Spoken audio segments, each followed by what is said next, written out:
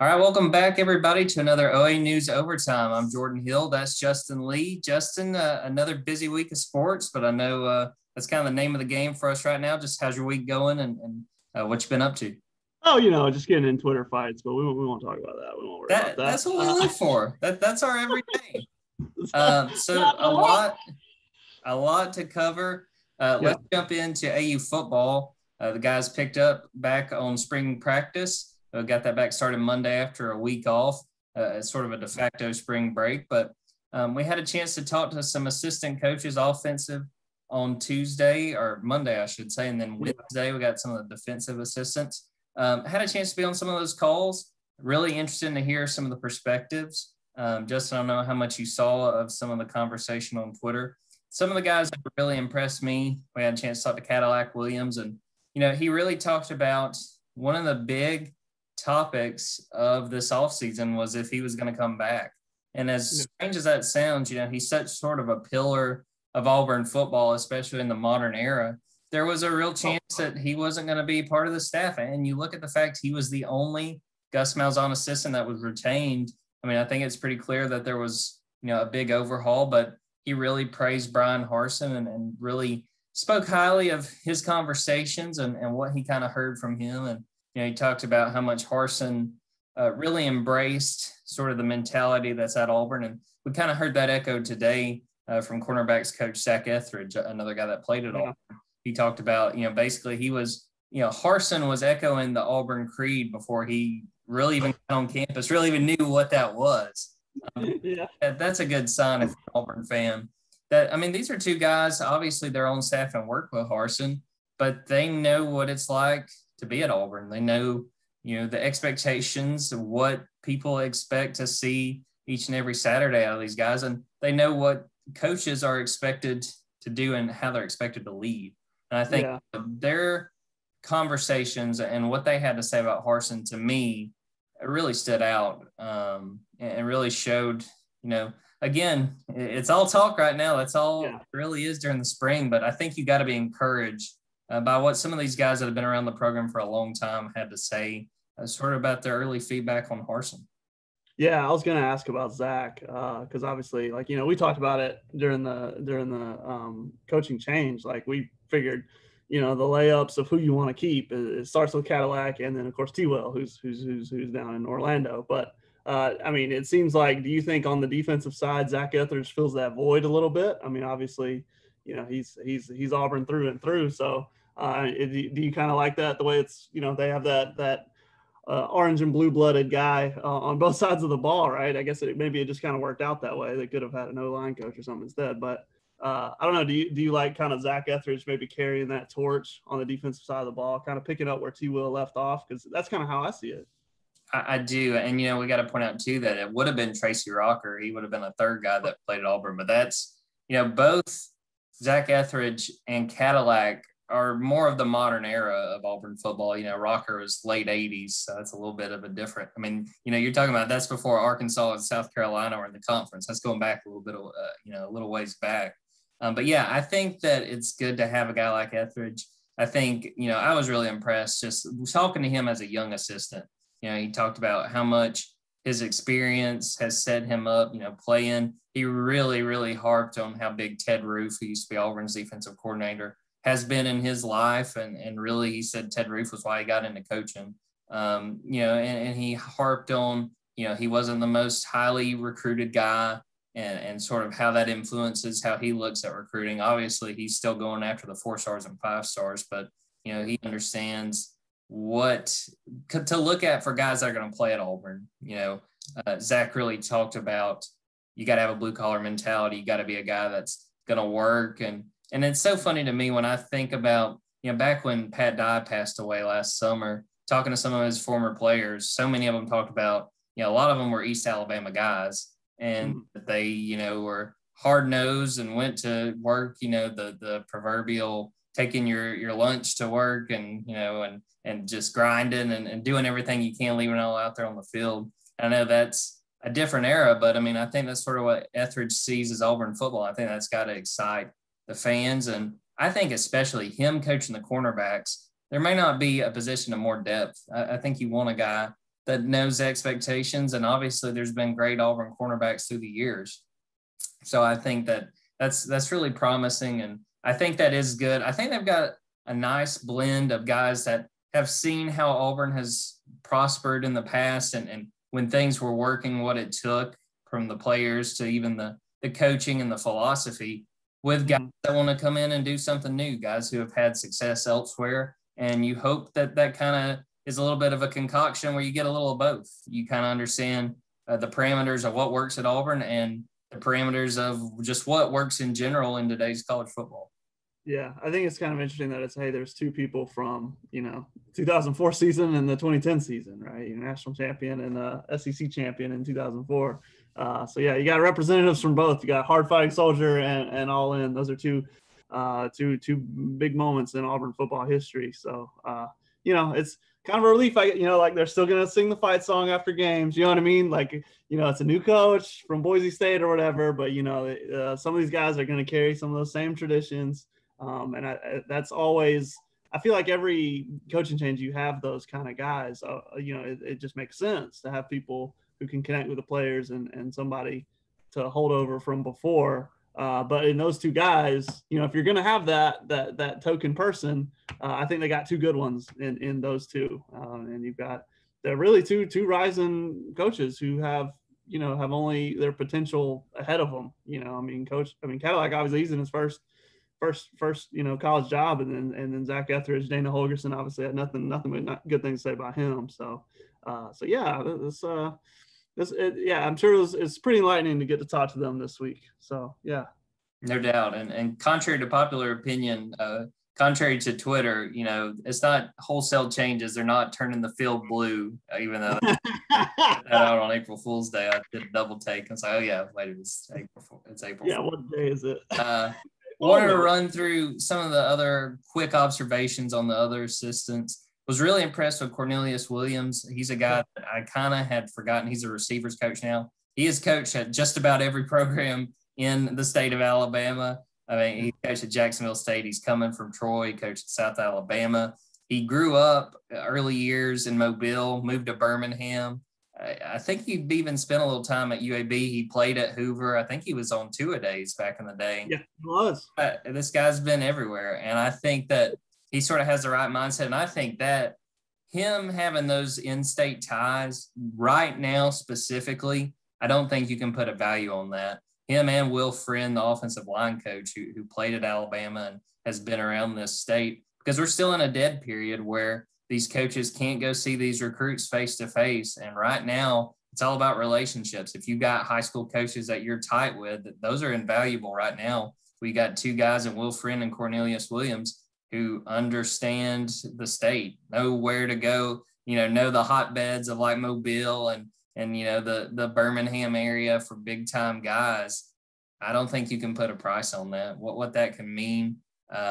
Looking elsewhere, we talked to some of the defensive assistants. Nick Eason, we talked for about 20 minutes. I could have talked for another hour and a half. Yeah, get you fired up. And he talked about him and outside linebacker Burt Watts their offices are right next to each other, and they're constantly pretty much wrestling each other, like going through pass rush moves and things like that. That's a guy that won a Super Bowl. Nick Eason, I think that was with the Steelers. So he's been around and he knows how to play D-line. I think it was, as an Auburn fan, I would have to think people were upset that Tracy Rocker didn't stay around on that second stint. But all things considered, I think you got to be excited about a guy like Nick Eason. Got a lot of fire, and the same with Burt Watts. He's been a guy that's been running around and coaching like his head's on fire, not like, he's not even playing out there. So I really was glad we got a chance to kind of meet these guys this week. There's only so much you can kind of glean from reading a bio and seeing the numbers and how their offenses or defenses played. So it was nice to kind of peel that curtain back and sort of get to know these guys a little bit better. Sorry, Jordan, I got distracted Google image searching two-a-days and going in a time machine to 2000. You probably going to get Jeremy Pruitt talking about asparagus. That's going to be one of the top hits. Oh, my gosh. Giants legend, Jeremy Pruitt. What an era! What an era of existence! What a time to be alive. We should I do a remember I remember it pretty thoroughly, Justin. I'm sure we were both kind of young when that was on. Do you remember watching Two A Days? Oh yeah, we were like 15, I guess. Oh my gosh, I didn't watch it, but I knew it was around. So I went and watched. What Yeah, it was. I think it was John Parker Wilson's little brother was at Hoover, right? And I don't know if it was that year. It might have been a couple years after Who Days, but we went up to Legion Field just because we were bored and watched them get the crap kicked out of them by Prattville, and that was that was the end of the Two A Days era. So I got to witness it kind of get burned to the ground. But yeah, man, what a time to be alive. Jeez. Mm. I want to throw in there too while we're still talking about AU football. You know, The newlyweds, what a shit! What a time! Sorry, what a time. Rush Probst, nothing can go wrong for that guy. That guy is well on his way. I mean, Ooh. but talking AU football, you know, a few weeks ago we had an open practice where we could be there all day. I want to point out that on Saturday they're having an open practice for faculty and students. I gotta say again, you know, kudos to these guys for opening it up. You know, so Yeah, in this era, it's just so common for coaches to lock out everybody they can lock out, media, you know, anybody, fans, anybody they can. And, you know, kudos to Brian Harsin and this staff. They're doing everything they can to let fans see. And I think that's important with a new era to try to build a little bit of interest. You know, I think we all are still trying to get a sense of what we think reasonable expectations for this team can be this fall. No better option than to let the fans come out there and watch and build that kind of excitement to hopefully, if we can get fans, you know, a full crowd in Jordan-Hare this fall, they'll show up and they'll be knocking down the gates to get in there. and you know, we talked about how, like, you know, the first open practice had very big recruiting benefits, right? Like that's what it was, you know, we figure that's what it was about. Very big benefits there. This one, current students and faculty, I don't think they're going.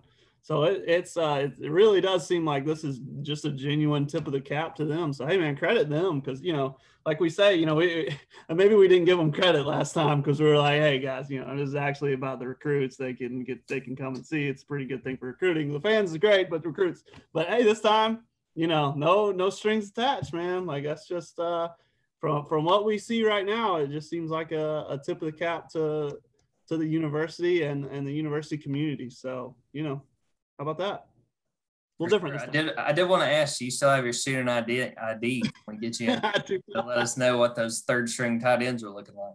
Yeah, I know. We got to get a spy in there. But I mean, hey, the Plainsman kids are going to be there. I imagine they're going to let us go, but we'll figure that out. In all fairness, we know we're at least getting a media viewing window, and honestly, with what we've been able to see with the access we've gotten, you know, that's fair. I think that's completely fair. I have been pleasantly surprised with how much access they've given us, and it's good for everybody. We get to write with more knowledge about what we're writing about. You know, we might be full of crap here and there, but when we get the option to kind of see behind the scenes what's going on, it only helps us. And again, it kind of drums up excitement.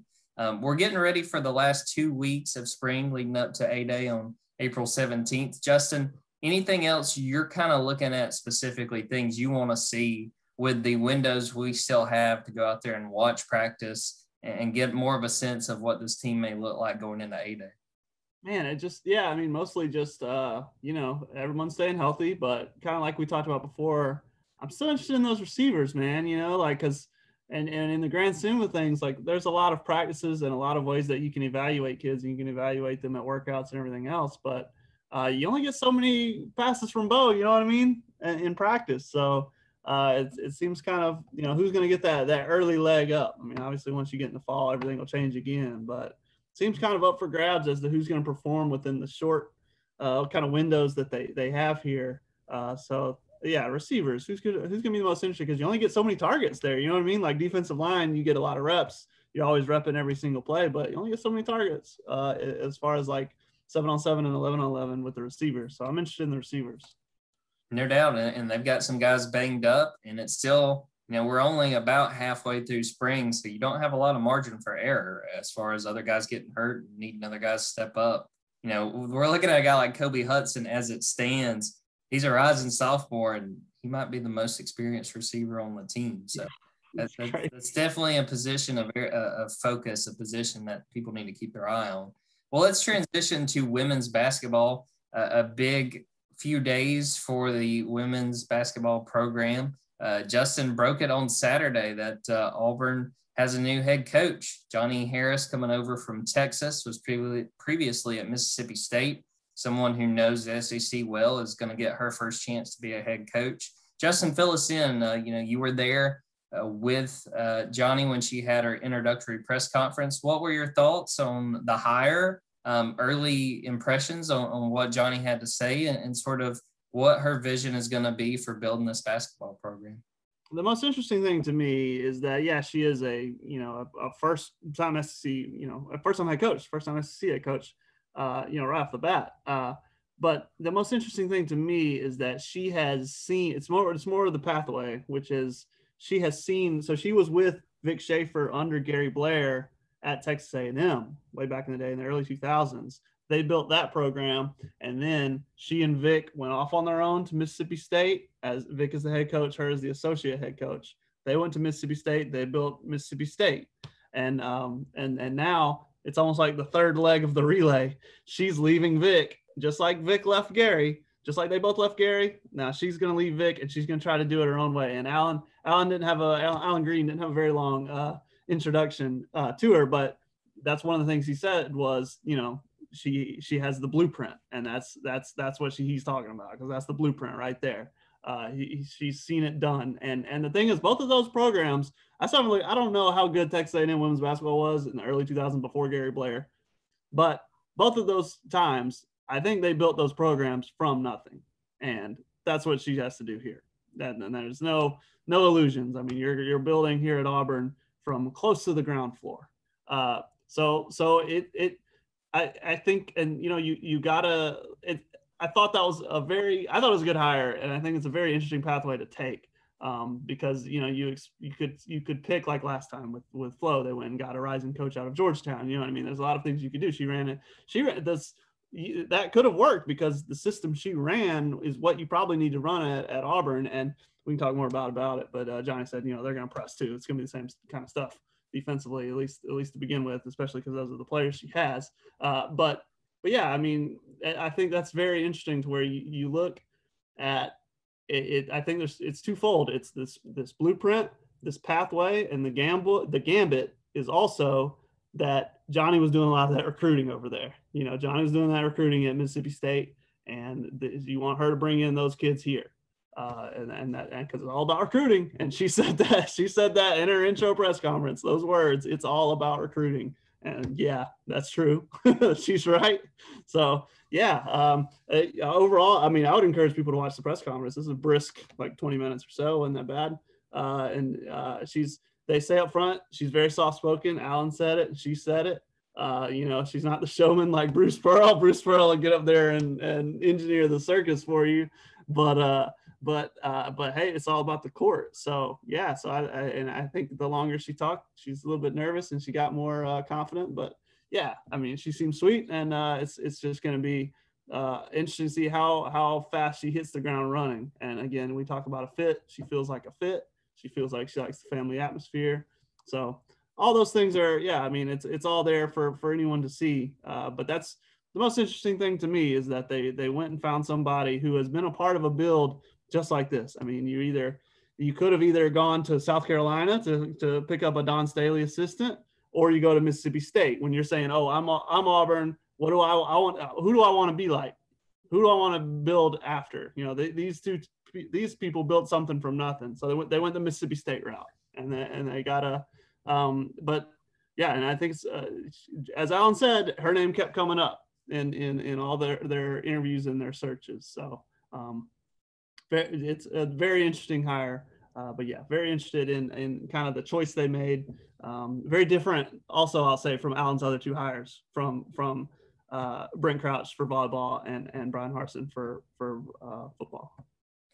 Yeah, just based on what I know about Johnny, we kind of were having conversations Saturday when it looked like, it was going in that direction. She was going to be the choice. I think there's a lot to like about this hire. when I think about SEC basketball sort of in the modern era, it's been South Carolina, it's been Mississippi State. I think getting her, and I think about specifically, when I was in Columbus, she was able to go get Jessica Carter out of Harris County. That's just, sort of West Georgia, just up the road from Columbus. Obviously, she did a good job recruiting because Jessica has been really good at Mississippi State. And I think they had success in the limited time they've been at Texas. They made it to like the Elite Eight, I think, this year. I mean, they were a really good team. So, I think it's natural, like you said, there might have been a little bit of nerves in that introductory press conference. And I always think it's funny just with coaching hires in general. You got to think too, even if they're experienced, this is a new job. You're stepping up and you're taking more responsibility, even if that's talking in front of a camera and answering questions. So I think there's a lot to like about that hire. I'll be interested to see what it sort of looks like early on, what the rebuild kind of looks like and sort of how it takes shape and what she's able to do. But I think there's plenty of reason to be excited. And again, I think there's plenty of reason for fans to rally behind what's going to be happening at Auburn. We've seen success at Auburn before. If you're ever in Auburn Arena, just look up at the rafters, at the jerseys and the banners. I mean, there's been success at Auburn. I think if they give Johnny time and she gets a chance to really work what she's done before at Mississippi State and Texas, I think it could be special in due time.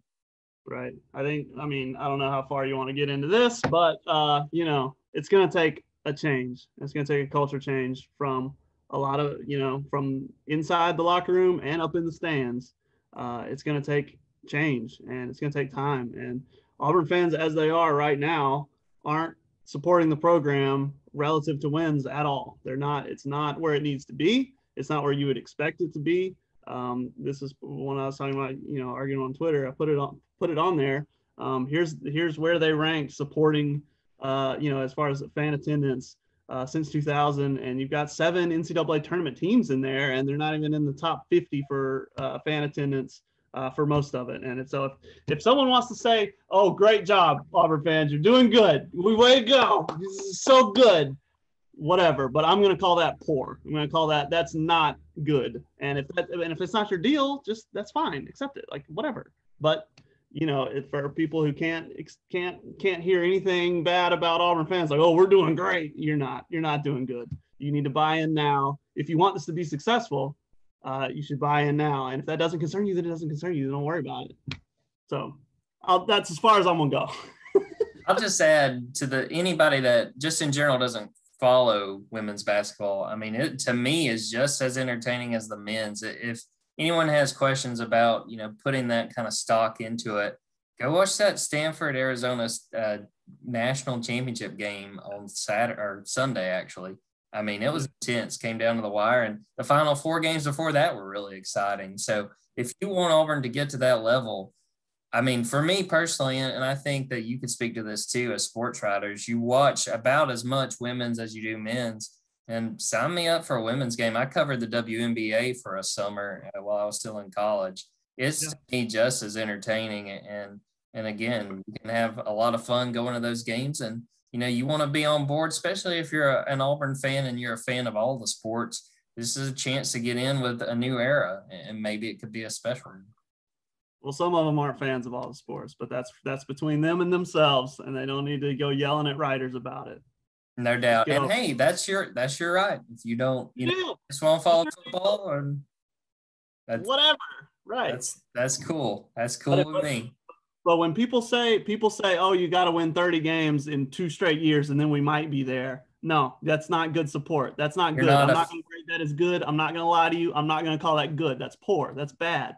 And the truth is, that's where Auburn is right now. When people say there were fans when the team was rocking and rolling in the late 80s, there weren't. Not all the time. They showed pictures. Didn't somebody put on social media? The stands were not.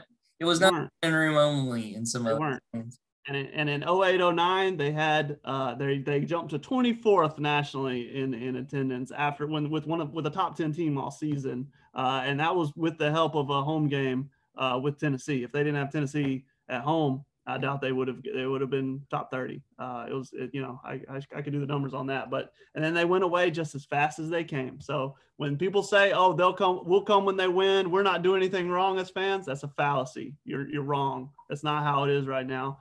right now, Auburn needs to adjust. Auburn needs to change if they want to be successful. And that's got to start with, it starts in the locker room, but it goes up in the stands too. And obviously she talked about that too. Johnny talked about reaching out to fans, bringing in new people. I mean, that's what it's going to be. It's going to be, you're going to be trying to find, you're not going to bring over people from the baseball parking deck. They're not coming. You're going to bring, townies with daughters. You're going to bring students who just love making noise at basketball. Like, well, that's fun. You're going to bring those people, and you're going to find, women basketball enthusiasts in the area who maybe don't have a team yet. Like, you've got to expand your Auburn women's basketball circle. It's different from football. It's different from other sports, but that's what they want to do. That's the plan. And I just remember when Bruce Pearl first got here, I think he reached out. He hit the Greeks pretty hard. He reached the fraternities and the sororities, really trying to drum up interest. And there, I mean, obviously you talk about a pathway, there's something to be followed there. There's something that, Johnny can take notes from Bruce in trying to drum up interest there. So it's going to take a build. So, if you're on board, get on board. But it's going to be a build. And I think everyone knows that. And I think, just to take one more kind of inference from Alan Green, in his presser, if you watch it, it's a little bit different from Brian Harsin. Brian Harsin is, has a football power. He has the keys to a Cadillac, no pun intended on the running back coach. He has the keys to a Ferrari, you know what I mean? Because it's a top program, top 15, top 10 football program. And obviously this isn't that. So, the expectations are realistic, but the ultimate goal is to make it to the NCAA tournament and make NCAA tournament runs, just like we saw. Everyone saw how fun this was the last couple of weeks at the NCAA tournament. Auburn wants to be there. It's going to take a lot of work, but that's the goal. Let's transition from the new coaching hire to spring sports. And let's start with AU softball. Auburn had a tough road challenge this weekend playing Arkansas, number 13 Arkansas. Didn't go Auburn's way, 3 straight losses. And only scored 1 run total in those 3 games. We knew that was going to be a tough challenge. But, Justin, what was sort of your takeaways from how that Arkansas series played out and maybe where Auburn stands as they get ready? They'll play Texas A&M next. It's tough breaks, man, because they could have got a sweep. They could have won all 3 of those games. Ended up just taking the 1. So, tough. But that's how it goes. You gotta finish games, right? So I mean, it's like I said, it's there's some encouraging signs there, but ultimately now it's like, okay, running out of time, got to start winning. If they could have won 1 more of those and taken that series, I think they would have felt better. But yeah, that's about as tough as it gets, I think, because man, they had both of those games in the bag and just couldn't finish them. You're talking AU softball. My bad, Jordan. You're good. Jump right back on with those. The fact, I mean, it's a little bit confusing that Auburn was playing Arkansas in baseball and in softball. Yeah, that didn't help, bro.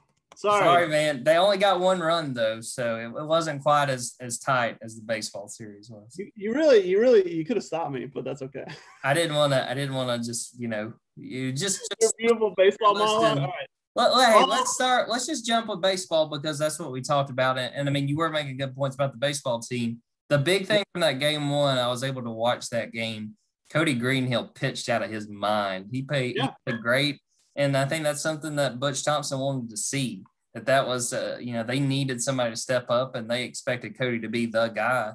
He did. Now, Auburn benefited a great deal from Arkansas mistakes. I know they had at least 2 errors in that first game. There may have been 3.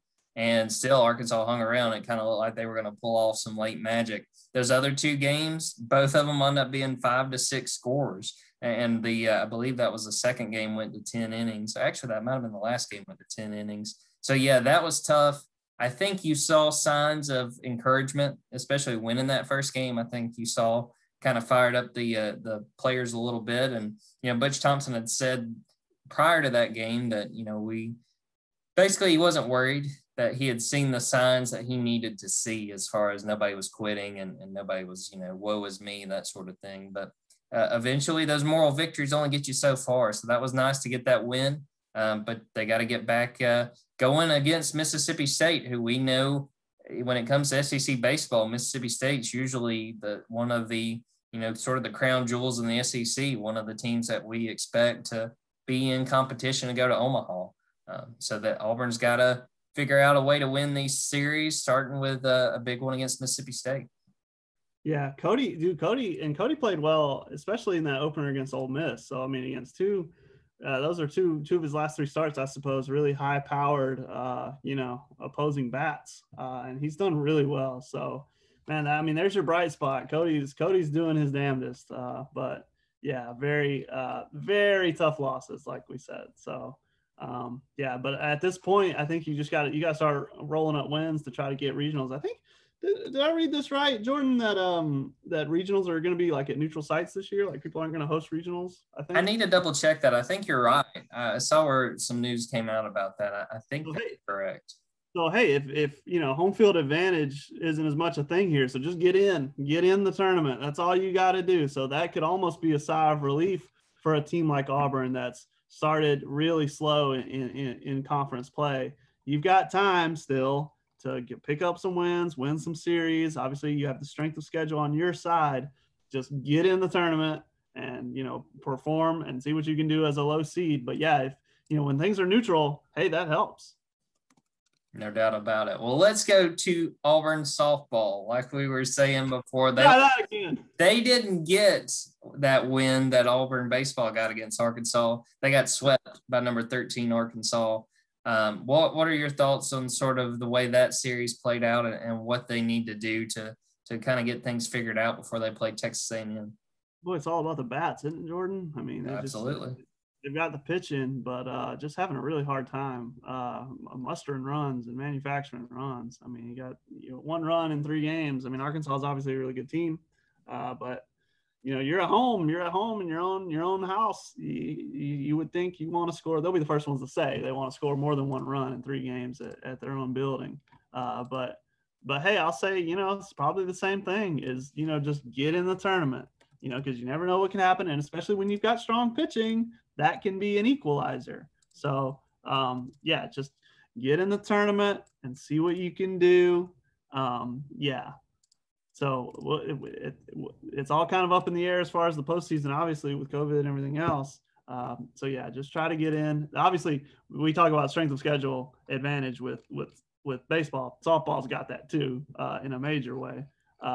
These are some awesome top teams. I'm just looking at the schedule, though. Hey, man, I see less numbers next to schools coming up. You know what I mean? Less top 25 teams coming up. So, maybe that's not out of the realm of possibility to just rip some together here, get back in strong seeding, good positioning, and try to make it the postseason and then start your season over from the postseason. For sure. And like you said on the pitching point, more often than not, if they can't hit you, they can't score. And I mean, that's the key to maybe just finding your way into a tournament and then, winning a few games and trying to make a little bit of a run. Looking at that, at this point we're getting going through the rest of the spring. Justin, what are you working on? Anything of note as we go through the rest of this week? A little more of women's basketball with Johnny Harris. Saved a little bit from that press conference, so we'll talk about that.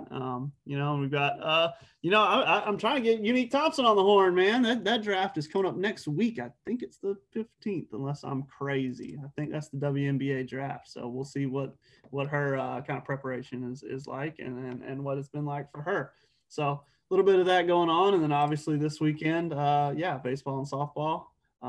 We'll see how they fare. So, that's about it. So we got all area coming up, right? Isn't that right, Jordan? We're yes, working sir. Yeah. We got so obviously still got AU football and spring stories. I'll have a bunch from the assistant coaches we've got to talk to. Have some AU baseball, and then finally getting to all area basketball, boys and girls. We had a lot of really strong local teams this year, and had a few teams play for championships, and Glenwood Lady Gators won a championship. So a lot of success, and we're going to take Saturday and Sunday to kind of celebrate their big accomplishments and what they were able to do. So that'll be exciting and kind of wrapped all into not only AU baseball, but high school baseball and high school softball. We're getting to the nitty gritty right now with area play starting up. And again, if you look at the rankings, we got a lot of really good teams, and they're going to be facing off and trying to fight.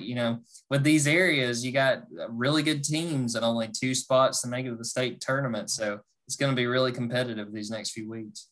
Yeah, Auburn High baseball, baby. They're number 1, probably going to drop number 2 pretty soon because they dropped that 1 versus 2 game. But hey, man, it doesn't matter. Hey, once area play starts, it doesn't matter, man. You're just trying to get your spot in the postseason and then roll from there. So, yeah. No doubt. Well, right now is sort of the heart of baseball season, Justin. We talked about local baseball. We talked about AU baseball. Atlanta Braves getting started. I know you and I count that as local coverage when we get that on the front. Justin, what's some of your favorite memories of baseball, whether it's growing up, either playing or watching it, or even what you've gotten to see now, through your professional career? Man, you said it. It's got to be that trip to Omaha, man. Going from, regional night, Stephen Williams ripping that home run at Georgia Tech. Holy crap! Talk about a lightning bolt. That was insane. To the trip to North Carolina, got to see Chapel Hill a little bit, and then by the first inning of that game 3 or whatever it was, we knew we were going to Omaha, and then Omaha's a fun trip. So all right, let's go a little inside baseball here. No pun intended. Literally. Yeah, a little bit. So Omaha's kind of a crazy trip to make as a reporter because that's not New York. Like there's not a lot of hotels there. It's not a huge hub. There's not a big airport, but here you have 8 teams and 8 fan bases who come for this World Series. So it's kind of tough to get there, right? So we ended up piling up, me and 3 other reporters, or media members piled up in a rental truck and went up there, drove up there. And so kind of jumped hotels a couple of times. So it's a tough trip to make, but I'm glad I did it, man. That's a bucket list item for sure. Even as crazy as it is. So yeah, that's definitely my big baseball memory, I guess. And then I just know, when I think about the Braves, obviously their influence is everywhere here. In my brother's room when I was little, he had the neon Dion poster of the Falcons Braves. He's running one way and the other way. I was like, man, that's the coolest thing you'll ever see, man. So yeah, that's all I got. I did want to say, I'm kind of imagining in my head when all you guys were in one car that they had you like the granny and Beverly Hillbillies. You were like on a rocking chair on the top of the car. Like they just had everybody in the car. For me, when I think about baseball season, the thing that always comes to mind to me is being, early teens, like summer, June, July, just got done cutting our grass. I'm sitting by the pool and I got the Braves radio on and listening to Don Sutton and some of those guys. That's always sort of my memory. And my maternal grandfather was a huge Braves fan, and he liked to kind of, he seemed to disagree with Bobby Cox sometimes. He would often say somebody needed to go in there and wake up Bobby, make sure he was awake in there. But Braves is, it's just, to me, that's what I think about when it comes to spring baseball. And, I was on a radio call the other day with a radio station in Arkansas, and they were just asking just about baseball. It was actually opening day. And they were asking, when it comes to Alabama, the state of Alabama, who is their major league allegiance? I said, it's the Atlanta Braves. And they were like, okay, well, who's number 2? And I was like, I don't think there is enough. I guess I should have said like the Montgomery Biscuits and something like that. But it's like, I don't think there is a number 2. I think it's the Braves by a pretty good long shot. So that's a pretty fun conversation, kind of getting to weave in baseball and sort of the local area. There you go. Yeah, man. It's that time. Maybe the Braves can get a win here in a minute, and we'll see. That'd be great. Well, Justin, I appreciate you jumping on. Always, for the listeners, thanks for listening. We enjoy getting on and recapping everything going on.